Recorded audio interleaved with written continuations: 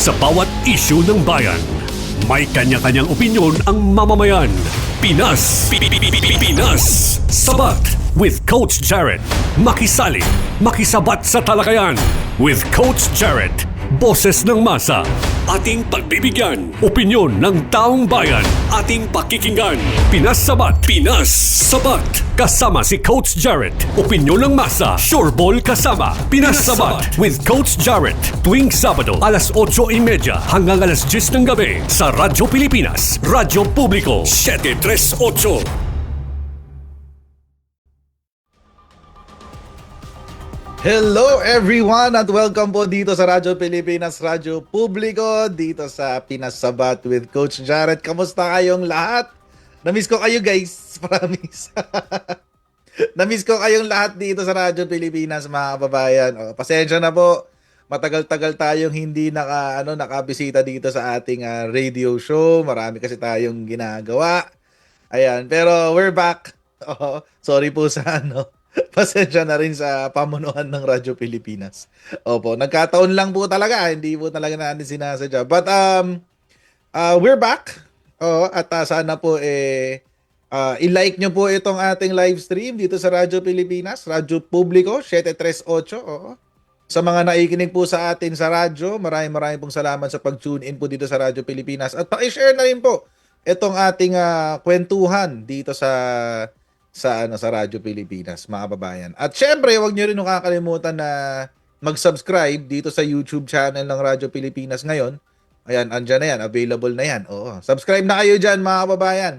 Kung gusto niyo makakuha ng mga tunay na balita tungkol po sa nangyayari sa ating bansa, dito niyo po makikita yan sa Radyo Pilipinas, Radyo Publiko. Wag po tayo magdedepende sa fake news. Diyos ko, napakarami yung fake news ngayon na nagkalat dito sa ating bansa. Ewan ko ba, pati na lang yung yung pagre-rescue. Pati na lang yung pagre-rescue sa ating mga kababayan sa saan ba to?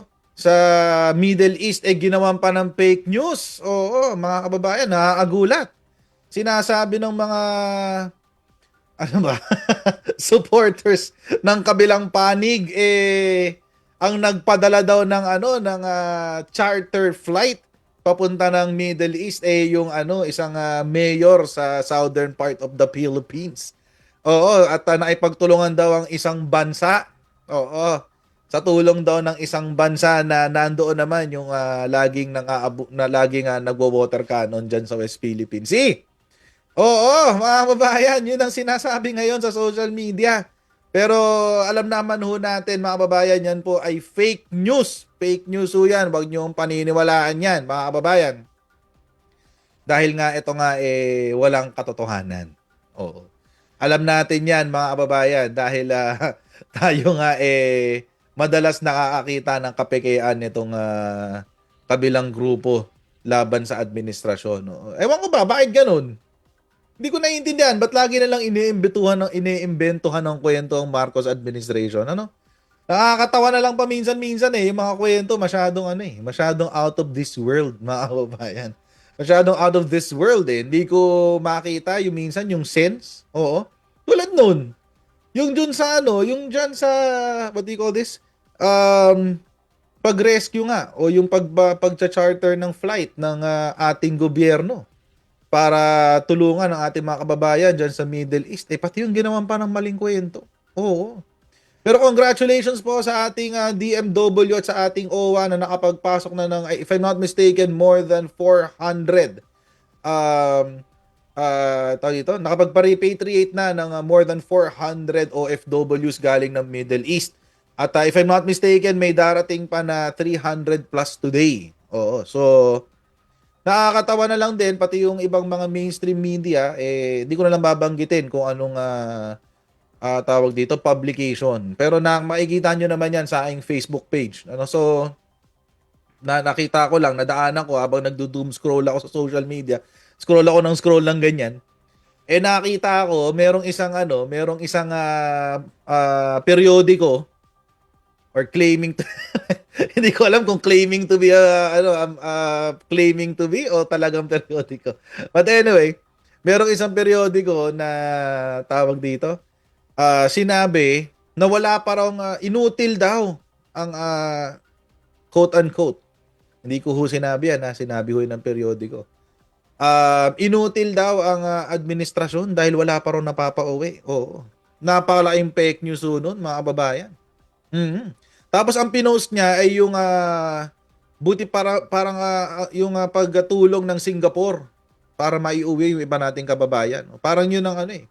Yun ang pinapalabas nila ngayon na parang pangkumbinsi ba sa mga maniniwala na wala talagang nagagawang ating administrasyon. Again, mga kababayan, yan po ay isang malaking kapekean. Tulad nga ng nabanggit natin kanina, higit 400, if I'm not mistaken, higit 400 na pong mga Pilipino ang napapauwi sa ating bansa, ang nare-repatriate sa ating bansa, at meron pang darating na 300 plus sa isang chartered flight. So, ewan ko ba? Double time eh. Double time, mga kababayan. Nag-declare lang na tatakbong Pangulo itong isa, biglang double time itong mga naninira sa Marcos administration. Oo, ewan ko ba kung bakit. Mukhang meron silang pinaglalaban. Hindi ko maintindihan ano ba yung pinaglalaban nila. Kayo ba, alam nyo ba? Alam nyo ba yung pinaglalaban nila, guys? Kasi ako, di ko alam eh. But anyway, alam nyo mga kababayan, hindi na, isa ho sa mga kapekean na ikinakalat nila ngayon ay itong grabe itong nagaganap ngayon sa 18 alleged Marines. Oo, 'di ba? 'Yun ang sinasabi ni NBI director, Melvin Matibag. Alleged Marines, 18 alleged Marines, mga kababayan. Mukhang habang tumatagal ay lalo hong nabibisto ang kanilang habi o yung paghahabi-habi ng kanilang kwento. Kasi mga kababayan, nitong nakaraan lamang, if I'm not mistaken, kahapon lamang mga kababayan, merong should we say merong hindi magandang experience. Etong grupo ng 18 alleged Marines. Bakit ito tinatawag kong alleged Marines? Kasi hindi ho natin alam talaga kung sila po ba ay mga Marines. Si Baligod lang ho ang nagsabi noon. But ngayon alam na natin mga kababayan na out of the 18, 4 doon ay never naging miyembro ng Philippine Marines. 4. So 14 lang yung masasabi nating naging miyembro ng Philippine Marines. And even then, mga kababayan, hindi ho natin sigurado kung alin doon, kung alin sa kanila ang nagsasabi ng totoo. Oo, ang alam lang natin, according to reports, ay yung iba sa kanila already discharged, meaning naging miyembro ka nga ng Marines pero hindi ka nakapag-resign na maayos. So malamang sa malamang may nagawa kang malaking pagkakamali. At itong malaking pagkakamali na to, tinaguan mo. Yun. Pag dishonorable discharge, mga kababayan, ibig sabihin, isa ko sa mga ibig sabihin nun, hindi ka dumaan sa proseso. Actually, sabi pa nga mga kababayan, na iba sa kanila ay nag-awol. Nag-awol, mga kababayan. So, ewan ko lang, doon pa lang, parang hirap na paniwalaan, di ba? And then, kahapon, natuklasan natin kahapon, according sa interview ni Attorney Melvin Matibag, meron dito sa 18 na napangakuan. Meron sa kanila na kaya lamang nandyan dahil gipit na. Oo, gipit na mga kababayan. Wala na silang pinagkukuhanan ng hanap buhay. Oo. So, posible rin na there's an inducement. There's an inducement dito. Ibig sabihin, binibigyan ng reward o kapag nandirito ka, hindi mo kailangan magsalita. Wala kang kailangan sabihin. Humarap ka lang. Kami na magsasalita para sa iyo, mga ganung klaseng Which is exactly what's happening now. Ganun yung nangyayari ngayon, mga kababayan. Kung hindi nyo kung napansin nyo mga kababayan, sa wala pa hong nagsasalita na galing sa mga grupo unless the last time na nakapagsalita sila nung ini-interview ni Jessica So mukhang pumalya. So parang simula noon hindi na sila pinagsasalita ni Attorney Baligod, ni Mike Defensor at ni nung abogado ni Mike Defensor na si Attorney Topacio. But anyway, bago natin pag-usapan ng mas malalim pa itong 18 Marines na ito. Bago natin pag-usapan pa ng ano ba yung naging ano ba yung significant? Ano ba yung kahalagahan bakit natin kailangan pag-usapan tong 18 Marines or alleged Marines or ano ba? Paano ba nating the fake 18, yun na lang. Mas maganda. The fake 18. Ba't kailangan nating pag-usapan itong the fake 18?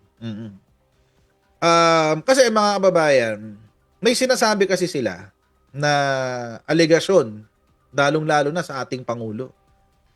Na siya daw ay involved, si Pangulo daw ay involved sa korupsyon ng flood control. Yun ang sinasabi nila. Ang Pangulo daw natin, mga kababayan, ay kasama sa mga nahatiran ng quote-unquote basura. Basura, mga kababayan, ay code name nila sa pera. Allegedly, itong 18 na to, kung nakalimutan nyo na, balikan lang natin ng kaunti para meron tayong konting background. Allegedly, ito pong 18 Marines na ito, or itong fake 18, ay mga tao daw ni Saldico. Allegedly. Oo. Sila daw ay nagtrabaho kay Saldico at different points sa kanilang mga at different points in time. At ito daw mga ito ay nag-participate sa pagde-deliver ng suhol hindi lamang sa sa Marcos administration, lalong-lalo na sa mga kumukontra kay Sara Duterte. Pati na rin sa ICC.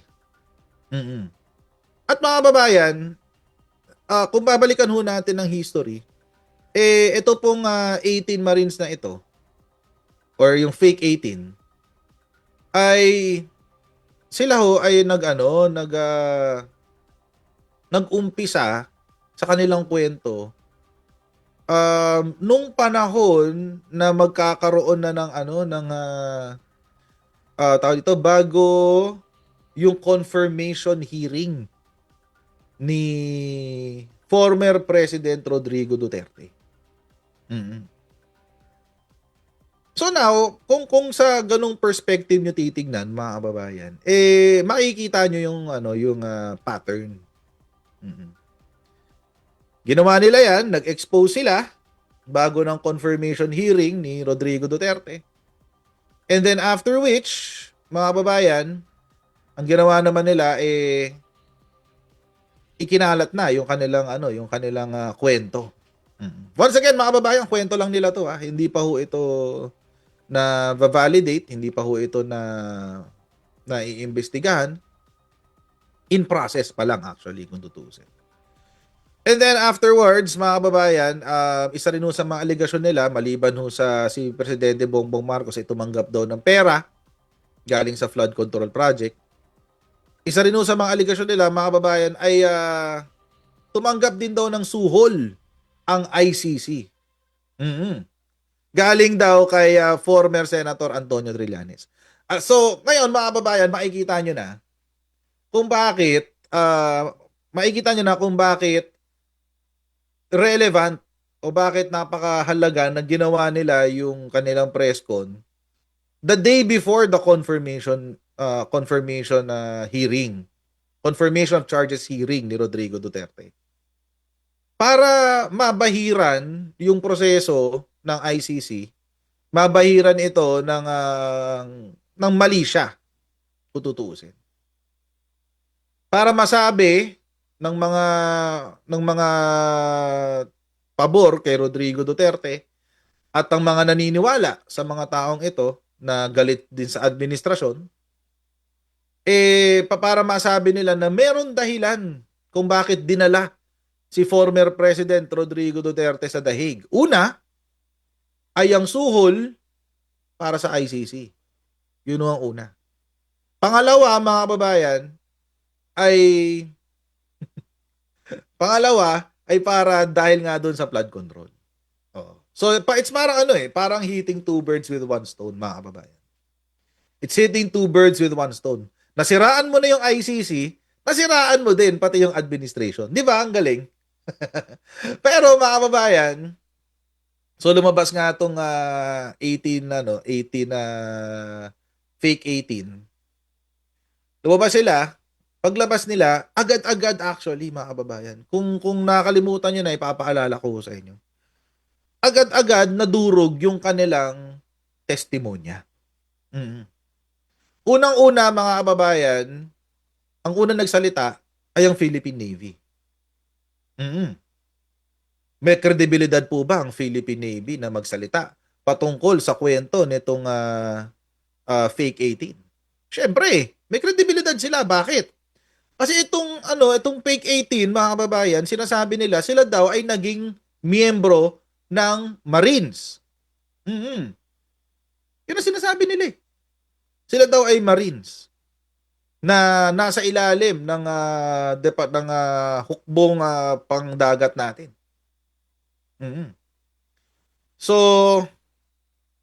nasa Philippine Marines yun. So, si Philippine Marines, mga kababayan, nagsalita, ang sabi, 4 dyan, hindi naging Marines. 4. Ang dami nun. Yung 4 dyan, hindi naging Marines, yun ang sabi. So, parang doon pa lang, mababasag na yung kanilang kwento. Which actually, nakakatawa, mga kababayan. Ngayon, ang sinasabi ni Levi Baligod, kakabasa ko lang sa kanyang Facebook page. Ang sabi ni Levi Baligod, yung kanilang abogado, wag daw silang tawaging 18 Marines. Brave 18 daw ang itawag sa kanila dahil hindi raw sila lahat Marines. Oo. Yun nga yun ang sinasabi niya. Ni Attorney Levi Baligod. Pinost niya sa kanyang social media kanina. Wag daw silang tawaging 18 Marines dahil hindi raw lahat sila ay Marines. Wait lang. Sila ang nagpakilala. Yung grupo ni si Levi Baligot ang nagpakilala eh. Siya ang nagsabi na sila daw ay Marines. So ngayon, babawiin na nila. Hindi ba mga kababayan? Nakikita nyo doon pa lang, maski sila nag-a-adjust sila ng kwento as we go along. Di ba? Habang nadudurog ang kanilang mga propaganda, habang nadudurog ang kanilang fake news, nag-e-evolve din yung kwento nila. Parang Pokemon, nag-e-evolve din, guys. Ayan. Tapos, mga kababayan, kaya importante balikan natin sa umpisa eh. So, nabisto yung kanilang tawag dito, yung kanilang membership. Oo, nabisto na sila ay nagsinungaling sa kanilang pagiging miyembro ng Philippine Marines. Ayan. Tapos mga kababayan, hindi lamang po yun ang nabisto. Nabisto rin kung sino ang nasa likuran nila. Oo. Nabisto rin kung sino ang pumupondo sa kanila. Sino ang pumupondo? Or, well, they don't want to call it pumupondo. Ang sinasabi, tumutulong. Oo, ganon guys. Ganon no mga kababayan. Ang kanilang drama ngayon. Tumulong lang naman. Ang galing-galing. Oh, sige.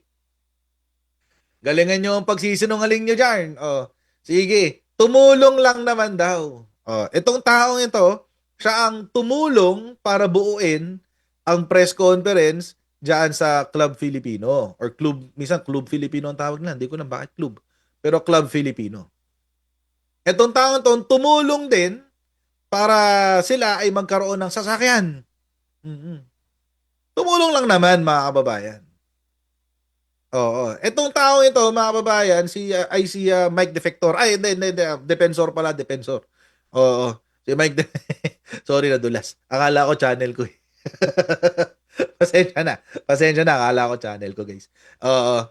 Si Mike Defensor. Former congressman, yun pa man ang ano dyan, yun ang nakakagulat dyan.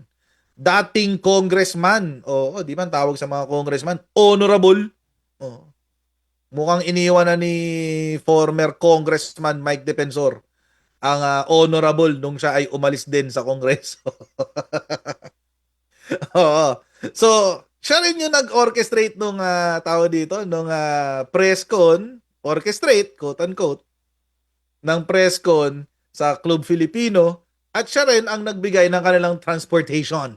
Oo. Pero mga kababayan, nung una mga kababayan, sinasabi niya, wala raw siyang involvement. Mm. Nung una yon. Nung umpisa lang yon mga kababayan. Nung una, sinasabi ni former Congressman Mike Defensor na hindi raw siya kasama. Wala raw siyang kinalaman dyan. Mm. Oo. Tapos, nung kumalat ang impormasyon na sa kanya nang galing, yung tulong siya ang nag-organize ng press con at siya ang nag-organize ng transportation, doon na siya biglang umamin. Sabi niya, tumulong ako, tumulong lang. Kamusta naman mga kababayan? Paano mo pagkakatiwalaan yung mga ganong statement, yung nagbabago pag may mga nabibisto, di ba? Ay seriously, if you're gonna think about it, kung halimbawa sa mga may asawa o may girlfriend o may boyfriend, may jowa, halimbawa na lang, ihalin tulad natin ito sa isang relasyon. Halimbawa lang. Bawa nahuli nyo ang inyong asawa, inyong jowa, na may tinetext na iba. Nahuli nyo. Tapos nung hinarap nyo, sinabi nyo, sino yan tinetext mo? Ha? Sino yan? Sasabihin sa inyo, katrabaho. Katrabaho lang to, huwag ka mag-alala. Yan. Tapos, nabisto mo, si katrabaho pala, may relasyon din pala sila ni katrabaho. Sasabihin naman sa'yo, matagal na kaming wala, matagal na kaming tapos. Yan, mga ganyan mga palusot ng mga nabibisto eh. Oo, di ba relate ba dito yung mga nabisto na? Nakaka-relate ba kayo yung mga nabisto na? Oo. Ganun yung ganun yung tawag dito. Ganun yung mga palusot kadalasan eh. Oo. Oo. Na ano lang na hindi tapos na matagal nang matagal lang tapos dati lang 'yun. Oo, ikaw lang talaga, wala nang iba. Tas may nahuli ka na namang bago, may bago na naman siyang palusot. Nag-e-evolve yung kwento niya habang mas marami kang nahuhuli. Ganon din po ang nangyayari ngayon kay former Congressman Mike Defensor. Mas maraming impormasyon ang nabibisto, mas nag-iiba yung kwento niya, mas nag-e-evolve ang kanyang kwento. Hindi lang yan, mga kababayan. Kumuha pa sila ng resback. Kumuha pa sila ng resback. Sinong resback nila? Si Attorney Perdi Topacio o Ferdinand Topacio. Oo, ang kanilang resback. Paano naman napasok dito sa kwentuhan na to si Attorney Ferdinand Topacio? Napasok siya sa kwentuhan, mga kababayan, kasi ipinatawag sa NBI etong si 18 Marines o si 18 fake Marines, tapos si former Congressman Mike Defensor kasama ng kanyang asawa. Kaya sila pinapunta ng NBI. Kaya ako na ipasama dyan si Attorney Topacio kasi kinuha siyang abogado ni Mike Defensor. Yun ang kwento dyan. Oo. Nababasa ko yung mga comment nyo dyan sa chatroom. Hindi ko alam kung dapat ko bang banggitin yung Topacio. Ay, sorry. Nadulas ako, guys. Sorry. Hindi. Sorry naman. Nadulas lang. Binabasa ko lang naman sa chatroom eh. Oo. Let's be kind to animals, guys. Let's be kind to animals, guys. Anyway. Kaya ako dyan napasama dyan. At actually, meron nung nag-viral na video na mamaya hindi natin dito gagawin kasi di ko lang baka makopyright ako dito eh. Or baka pagalitan ako ng Radyo Pilipinas. Pero doon na lang sa personal kong channel, doon natin pag-uusapan yung nag-viral na video. Anyway, so ayun na nga mga kababayan na nangyari. No? Unti-unting nabibisto yung 18 Marines or fake Marines. The fake 18. Unti-unti ho sila nabibisto. Ang nakakatawa na lang mga kababayan ay kung paano nila pinapaikot ngayon ang kwento. Meron silang bagong pinalalabas. Mhm. Meron silang bagong gustong paniwalaan ng sambayan ng Pilipino na parang hindi naman accurate, na parang hindi naman tama. Mhm. At pag-uusapan natin yan mga kababayan pagbalik natin sa break. Okay, magkita-kita po tayo. Magbabalik po ang Pinasabat with Coach Jarrett after this break. Sa bawat issue ng bayan, may kanya-kanyang opinyon ang mamamayan. Pinas, Pinas, Sabat with Coach Jarrett. Makisali, makisabat sa talakayan with Coach Jarrett. Boses ng masa, ating pagbibigyan. Opinyon ng taong bayan, ating pakikinggan. Pinas Sabat, Pinas Sabat. Kasama si Coach Jarrett. Opinyon ng masa, sureball kasama. Pinas Sabat with Coach Jarrett. Tuwing Sabado, alas 8:30 hanggang alas 10 ng gabi sa Radyo Pilipinas, Radyo Publiko, 738. Okay, nagbabalik po tayo dito ngayon sa ating palatuntunan sa Radyo Pilipinas, Radyo Publiko, Pinasabat with Coach Jarrett. Mga kababayan, wag niyo kakalimutan na mag-subscribe dito po sa YouTube account ng ating Radyo Pilipinas, Radyo Publiko. At sa mga nasa Facebook ngayon, nakikita ko po kayo, i-like nyo po itong Facebook page ng Radyo Pilipinas. At syempre, mga kababayan, no, tutukan nyo po itong Radyo Pilipinas, Radyo Publiko para makakuha kayo ng mga tunay at accurate na balita sa mga ginagawa po ng ating administrasyon. Oo, ayan. So, mga kababayan, tuloy natin ang ating kwentuhan. Ayan, sa nagaganap nga dito sa Fake 18. So kanina nakwento ko sa inyo yung kung paano nag-umpisa at kung paano nag-evolve yung kanilang kwento, etc., etc. Pero ngayon, mga kababayan,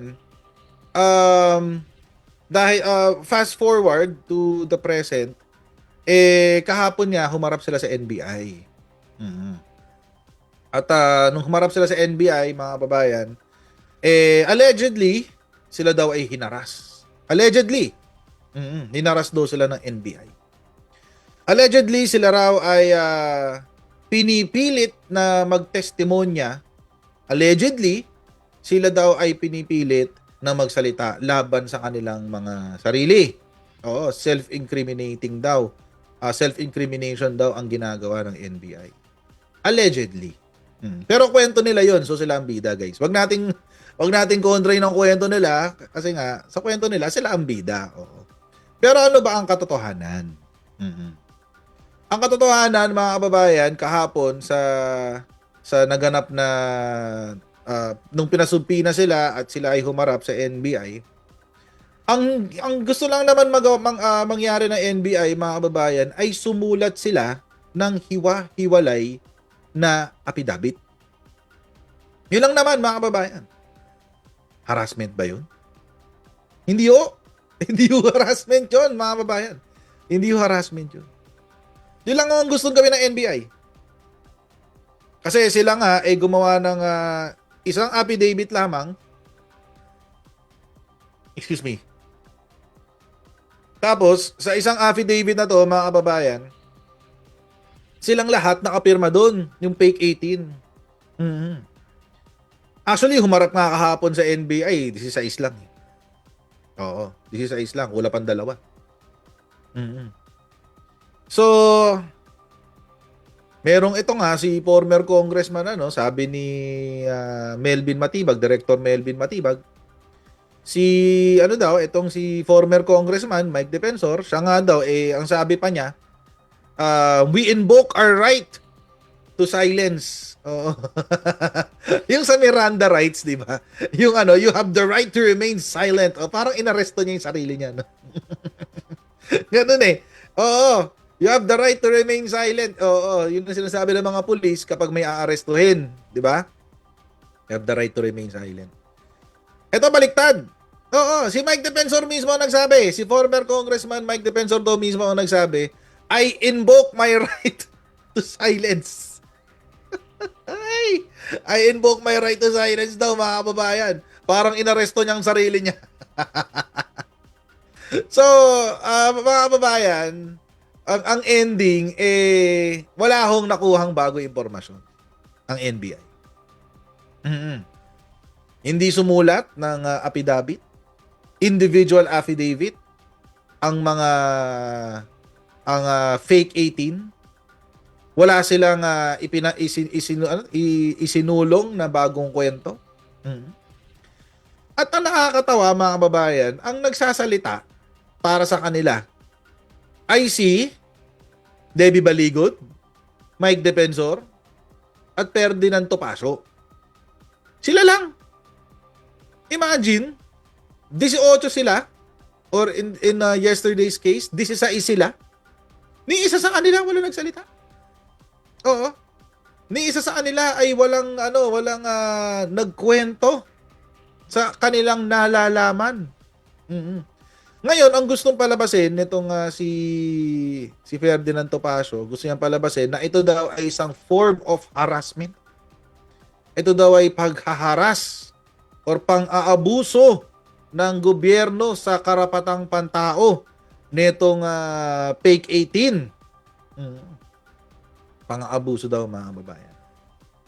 Kailan pa po ba naging pang-aabuso ang sumunod sa proseso? Ang nakakatawa nga mga kababayan, at sinasabi ko po ito sa aking live stream kapag kayo po ay napadpad sa aking channel sa YouTube. Sinasabi ko ito sa aking channel. Hindi ho sila nag-file ng complaint. Hindi ho sila nag-file ng kanilang complaint. Ano ang ibig nating sabihin nun? Napakahalaga ho kasi ng complaint. Ang kanila pong isinulat ay isa lamang personal affidavit. Hindi ho yun complaint affidavit. Basically, mga kababayan, sa kanila pong affidavit, sinasabi lang nila na meron silang alam. Pero hindi sila nag-file ng reklamo. Doon pa lang, dapat meron na kayong question mark sa inyong mga ulo. Dapat may question mark na ting, ganun. Oo. Dapat may question mark na yun. Dapat mapapaisip na kayo, mga kababayan. Bakit? Bakit nga naman hindi sila nag-file ng reklamo? Di ba kasi mga kababayan, kung matibay ang iyong ebidensya, kung sigurado ka sa iyong sinasabi, at matibay ang iyong ebidensya, di dapat mas matapang ka. Sure ka eh. Lalapit ka sa ombudsman at magka-file ka ng complaint. Magka-file ka ng reklamo. May alam ako sa nangyari sa flood control scam. Ito yung alam ko, personal knowledge ko. Ito yung personal knowledge ko. Isusulat ko to bilang isang individual. Oh, di ba? Bilang isang individual. Oh, yan. Sulat ko. Kasi susumiti ko sa ombudsman. Ombudsman, ito po ang aking reklamo. Personal knowledge ko to. Inirereklamo ko si ... President Bongbong Marcos, former Speaker Martin Romualdez, Congressman Sandro Marcos, former Senator Antonio Trillanes. Well, hindi pwede sa ombudsman yun kasi hindi na siya opisyal. Congresswoman Laila De Lima, Senate President Tito Soto, yung mga sinasabi nila na deliveran daw nila ng kanilang basura. Reklamo mo sila kasi may ebidensya kayo. Pero hindi ho yun ang kanilang ginagawa. Hindi ho sila nag-file ng reklamo. In fact, mga kababayan, ang ginawa nila, referral. Oo, referral. Nireferang nila yung personal affidavit nila, inirefer nila ito sa ombudsman, tapos parang sila sabi nila sa ombudsman, basta, nagsabi na kami bahala na kami, mga kababayan. May problema ba sa kanilang testimonya? Bakit hindi lang kayang gawin yun? Sila na nga yung sinasabi na may alam, as in nakita nila, na-experience sila, sila yung sumakay sa helicopter, sila yung sumakay sa air taxi, sila yung sumakay sa van, sila yung nagbuhat, sila yung nag-impake, sila na lahat. Pero bakit hindi sila nag-file ng reklamo? O, sabihin natin walang pera yung fake 18. Sabihin natin walang pera. O sige, walang problema, walang pera yung fake 18 eh. Pero yung mga taong tumutulong sa kanila. Si Attorney Levy Baligod, he could have tao dito, given his services pro bono.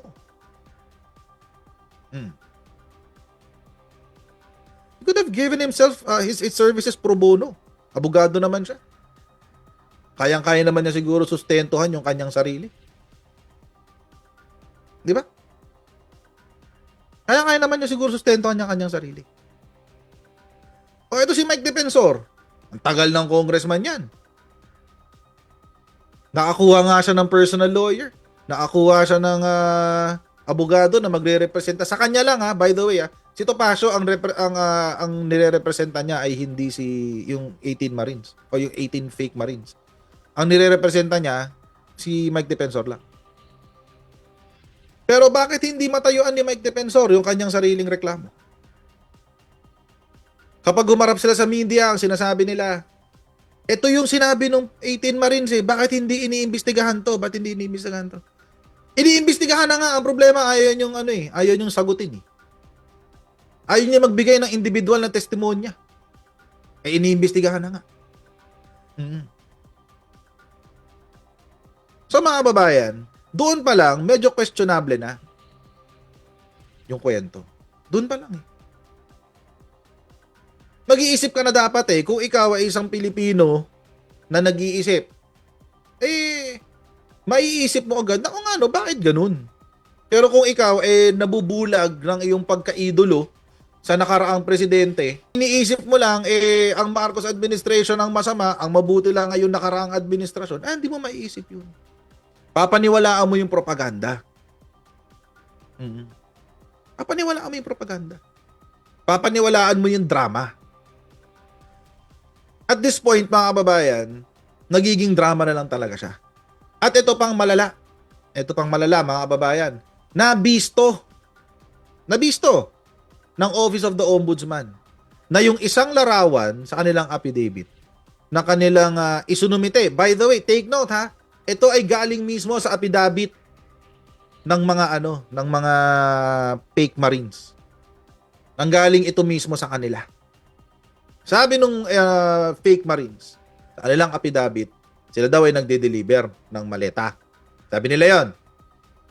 Ngayon, mga kababayan, according sa Office of the Ombudsman, yung isang picture doon na kanilang isunumite ay nangyari nung panahon ni Rodrigo Duterte. Wait. This changes the whole story.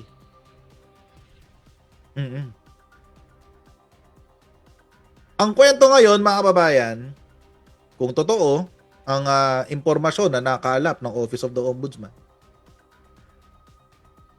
na yung picture, kung ito ay totoo, at ito nga ay kinuha nung panahon ni Rodrigo Duterte, ay bakit ngayon lang lumabas? Bakit ginagamit para siraan ang Marcos administration? Kung ang katiwalian pala, mga kababayan, ay nangyari nung panahon ni Rodrigo Duterte. That's the question. Ngayon, mga kababayan, gusto nga yung baliktarin ni Levy Baligod. Oo, yung kwento. Gusto niya nga yung baliktarin yan. Ang sinasabi ngayon ni Attorney Levy Baligod, nakumpirma na raw ng ombudsman na totoo yung kwento nung Peking Marines. Totoo daw yung kwento dahil sa kanya na raw mismo nanggaling. So, ombudsman na nga raw mismo nanggaling na yung isang picture ay totoo. Totoong merong perang binibilang, totoong may delivery daw ng pera. Nanggaling na raw mismo sa ombudsman. So, totoo daw ang kinukwento ng Peking Marino. Pero wait, sabihin na natin na totoo yung picture na yan. It may have been a genuine picture, but sinabi rin naman ng ombudsman they're playing with the timeline. Pinaglalaroan yung timeline. Halimbawa, kung meron akong picture noong kung meron akong halimbawa, meron akong picture halimbawa lang ng ako ay ano ba? Ano magandang halimbawa? Na ako ay nag-shoplift. Halimbawa lang, nag-shoplift ako sa 7-Eleven, nahuli ako. At na-post, 'di ba, uuso sa Pilipinas 'yon, yung shoplifter nilalagay sa nilalagay sa bintana, "Wag tularan, shoplifter, blah blah blah." Yan. Okay. Nahuli, na-picturean. Okay na, sige na. Move on na tayo sa buhay natin. Okay.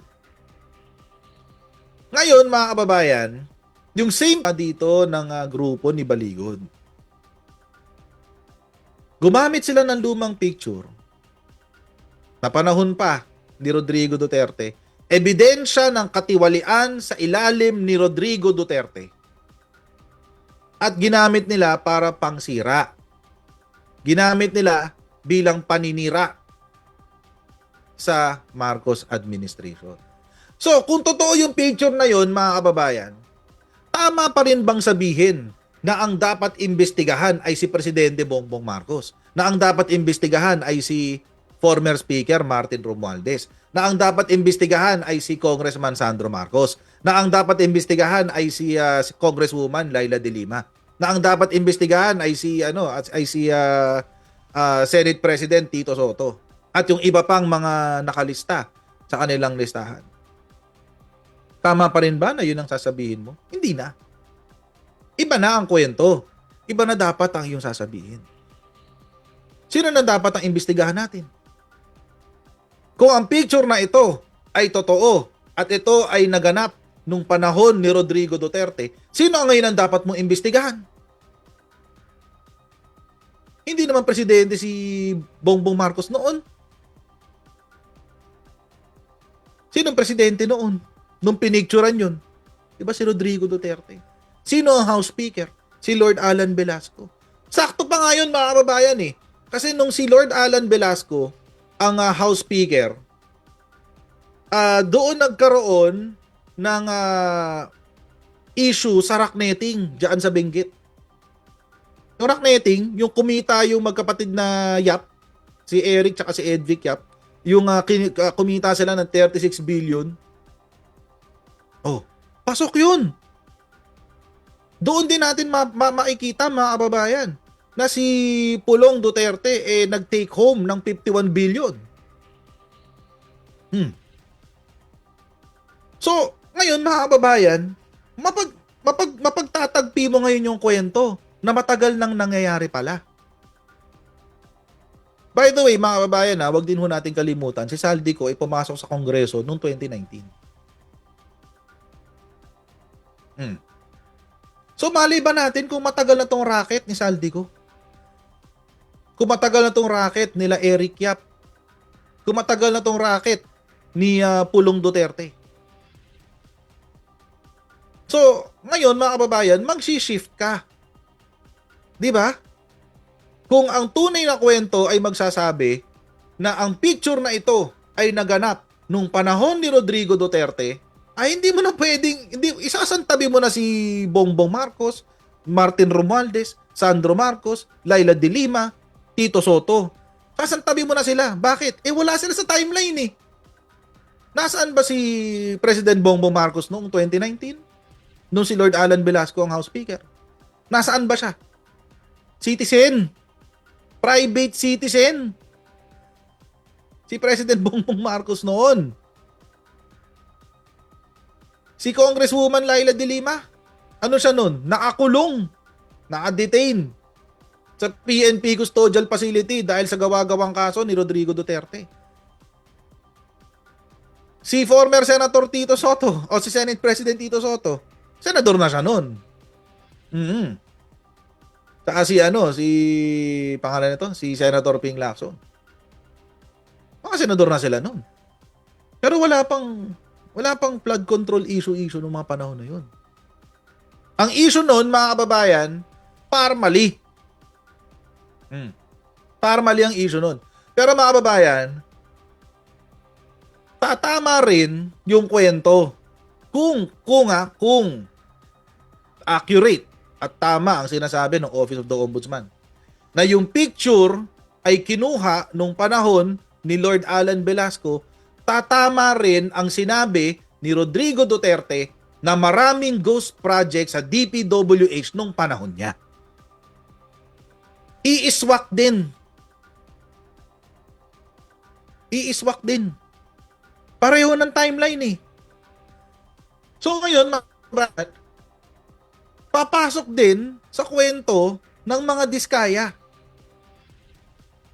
Hindi, paano nyo ngayon ire-reconcile sa mga utak nyo yung akusasyon nyo kay President Bongbong Marcos kung yung mga ebidensya ay nagtuturo sa ibang tao? Ang problema nyo ngayon yan. Yun ngayon ang problema nyo.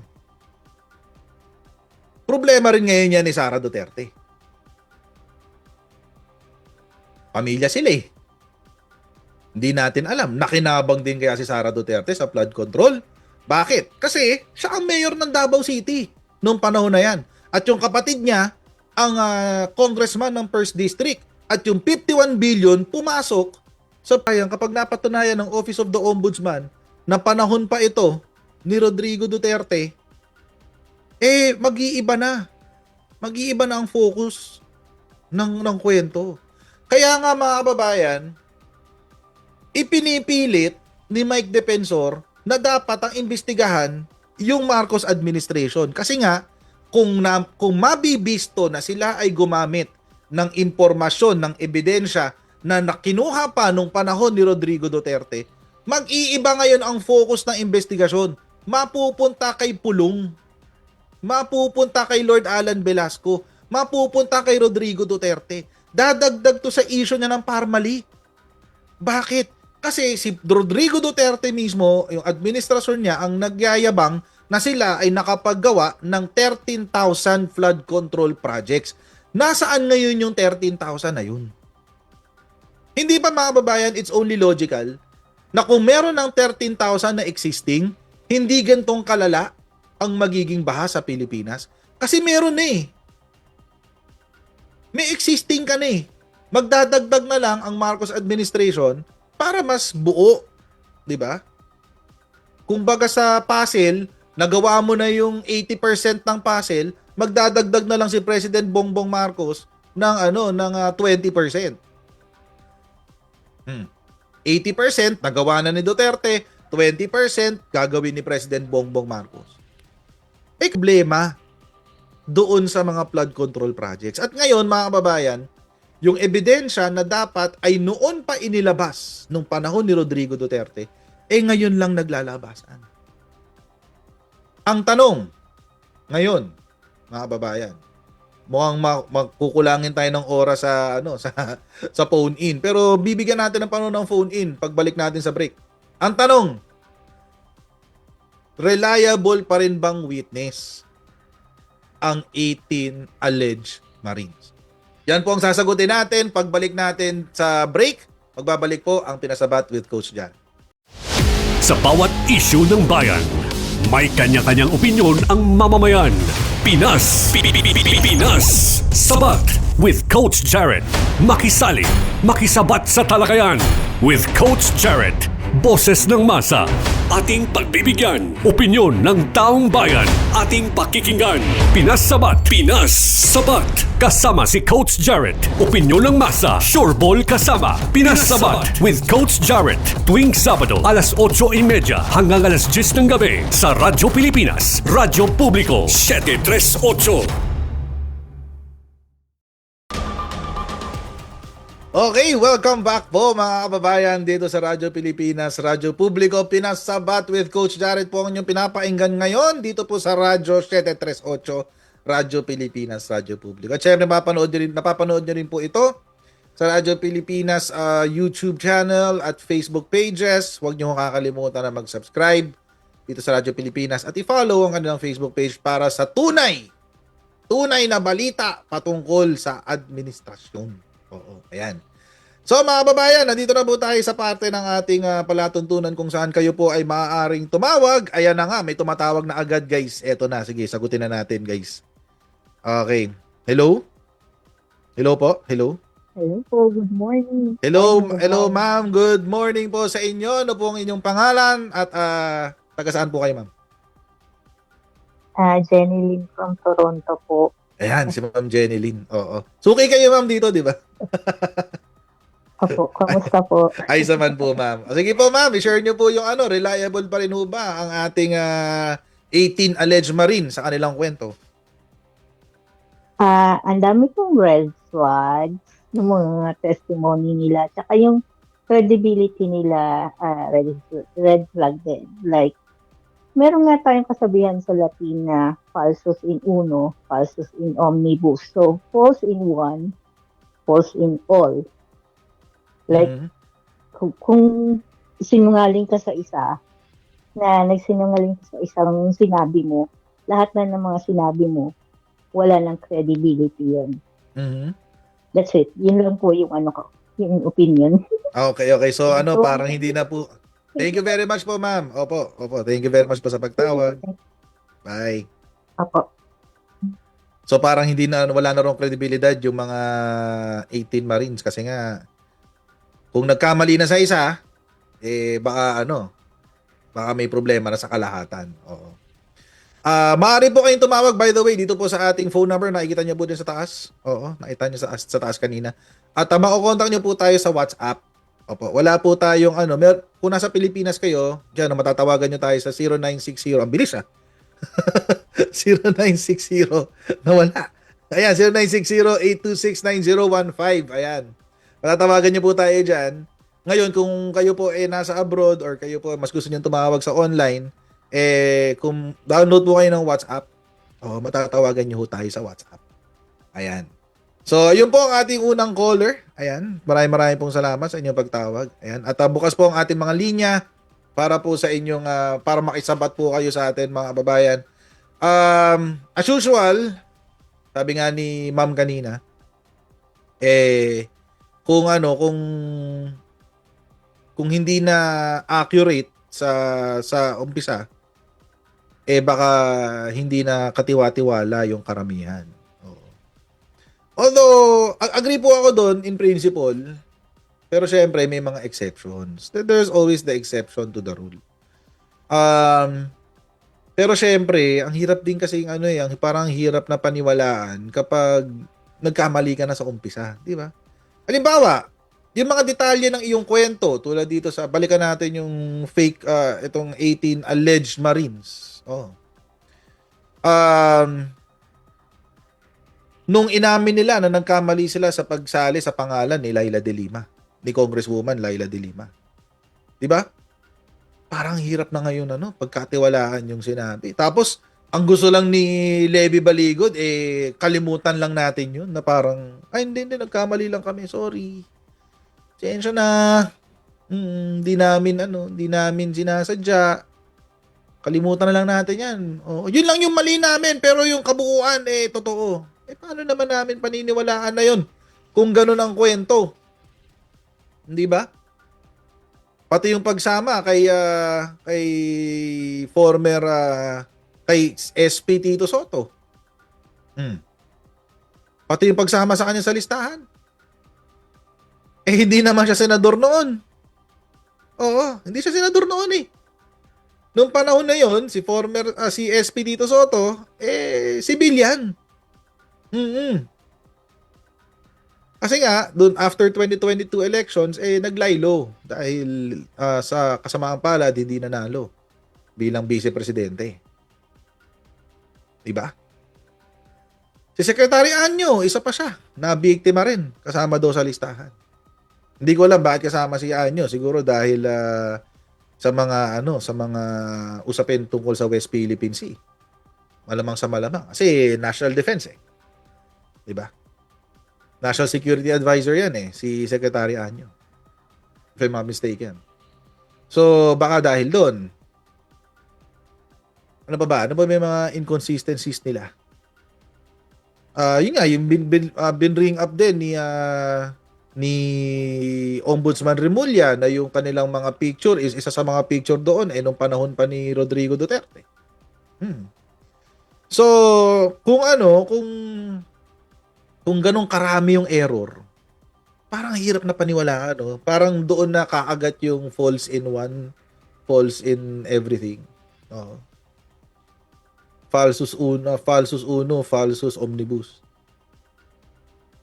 Mahirap na kasing paniwalaan kapag gano'n. Oo. Ano pa ba? Ano pa ba yung mga inconsistencies nila maliban doon? Yung kwento rin, ayun nga, yung sa identities mismo nung 18 Marines. 18 alleged Marines. Kaya nga pa ulit-ulit natin sinasabi, alleged eh. Kasi hindi nga tayo sigurado kung totoong mga Marines sila. Ang sinasabi ng NBI, yung apat daw doon, driver lang naman daw. Security/driver. Ang Marines talaga doon ay yung parang 10 lang yata or 12 lang yata yung totoong Marines. Yung iba pa doon, dishonorably discharged. Di ba? Saan ka ba kukuha ng kredibilidad para paniwalaan tong mga to? Hindi mo alam saan ka kukuha ng kredibilidad eh. As ang gusto lang nilang gawin, tanggapin lang natin hook, line, and sinker. So, mahirap nga naman yun. Mahirap yun. Pasa tayo ng comments. Wala pang tumatawag eh. Baka mahiyain pa kayo ulit. Baka mahiyain eh. Pasa tayo ng comments. Sabi, akit-akit tayo ng konti. Medyo off topic tong kay Leo, yung comment ni Leo. WPS is ours. Ignore what Mr. Marcoleta is talking about. Medyo hindi siya yung topic natin, sir. Baka next time, baka kung meron na naman siyang sasabihin kabalbalan this week. Baka next week siya na ang topic natin. Oo. Tapos, ano pa ba?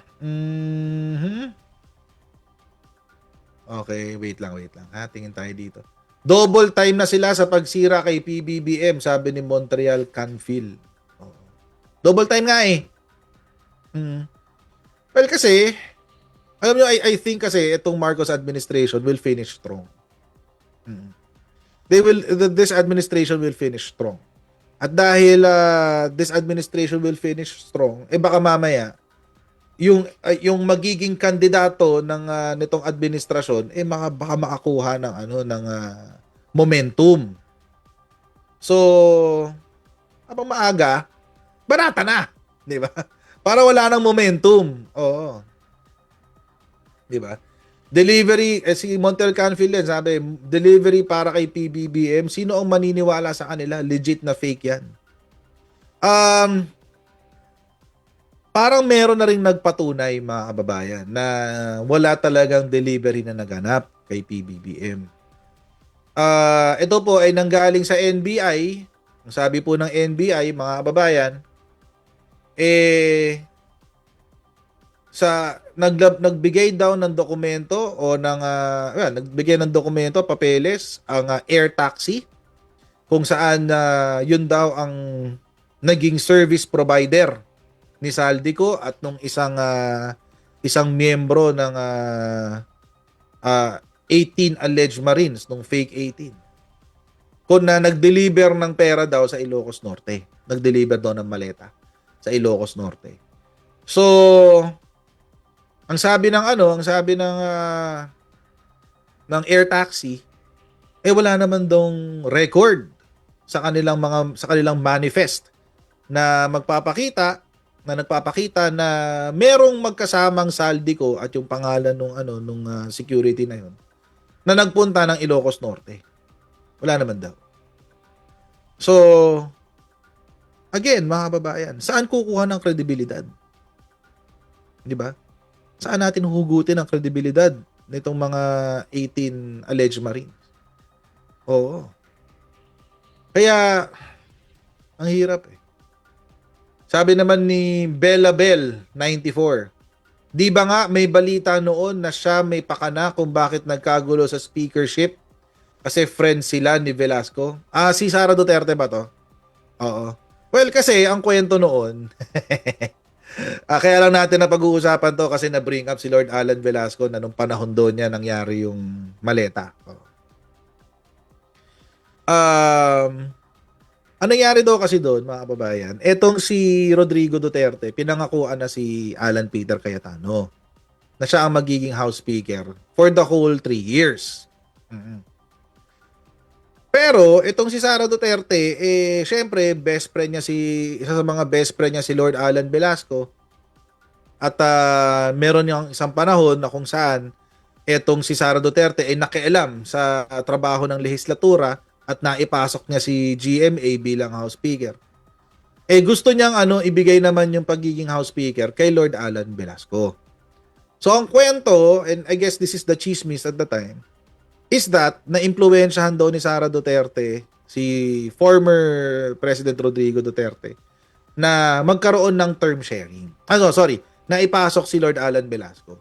Pero ang agreement is term sharing. 1.5 years si Alan Peter Cayetano, 1.5 years etong si Lord Alan Velasco. Yun yung doon na nag-umpisa yung gulo. Doon na nag-umpisa yung gulo. So, di ba? So alam na natin nung panahon pa lang ni Rodrigo Duterte na itong si Sara Duterte medyo mapanggulo talaga siya. Mahilig talaga siya manggulo. Oo. Sabi ni Shiro Kansaki, baka may maleta si Pululong, sabi ni Shiro Kansaki. Hindi ako magtataka. Kung may maleta siya, hindi rin ako magtataka kung may maleta siya, mga kababayan. Kasi paano mo i-deliver yung 51 billion? Baka yung sinasabi nilang air taxi papuntang Ilocos Norte, hindi talaga papuntang Ilocos Norte, baka papunta yun ng Davao City. Di ba? hindi natin sigurado, pero baka ganun yung tunay na kwento. Diba? It's possible, di ba? Hindi naman siguro lingid yun sa posibilidad.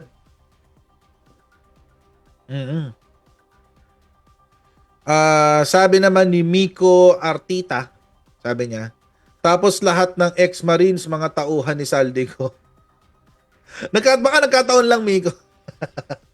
pero may sinabi rin ng NBI, sabi ng NBI dyan, ay, tawag dito, sabi ng NBI, eto raw hindi raw lahat ng 18 ay under kay Saldico. Hindi raw sila lahat under kay Saldico. Parang parang at one point in time, nakatrabaho nila si Saldico. Oo. Parang gano'n. Yun yung sinasabi ng NBI. Hindi raw sila sabay-sabay na nag-work kay Saldico. Siguro, in 1 year, mga 3 months sila doon, or 2 months. Gano'n. So, hindi talaga pwede na sila ay mag-deliver, na gumawa ng iisang affidavit lang. Kailangan talaga sila ay gumawa ng hiwa-hiwalay na affidavit. Which is isa sa mga issue na hindi sinasagot ni tawag dito ni Mike Defensor, former congressman Mike Defensor. Bakit ayaw nila na pasulatin ng hiwa-hiwalay na affidavit itong 18 alleged Marines? 'Di ba? Kasi kung totoo 'yon, mga kababayan, kung totoo yung kwento na hindi sila sabay-sabay nagtrabaho kay Saldico, na sila at one point in time lamang nagtrabaho kay Saldico, paano yun? Hindi pwedeng maging ganun ang affidavit nila. Kailangan hiwa-hiwalay. Kasi hindi naman pala sila magkakasama. Yung singular affidavit kasi, mga kababayan, it assumes na sila magkakasama, sabay-sabay sila na nag-deliver. Imagine, 18 sila, sabay-sabay nag-deliver. Tapos isang tao lang dinilibera nila. 18 silang lahat na nandun. 18 silang saksi dun sa naganap na yon. Kasi nga personal knowledge. So, paano nangyari yun?